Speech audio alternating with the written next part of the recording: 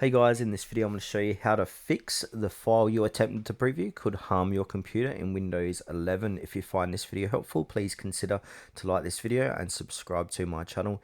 In saying that, let's just jump straight into the video.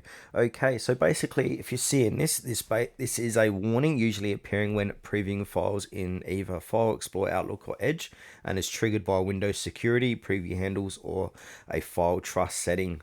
So basically the best way to fix this is to go ahead and find that file. So say for example, so if Windows blocks files download from the internet, so we can go ahead and open up that file. Say for example, it's this file here, Windows. I want to go ahead and right click it and click on the properties.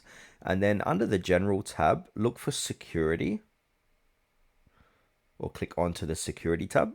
Now there might be an option that says here security. So look for security. It's either in general or security.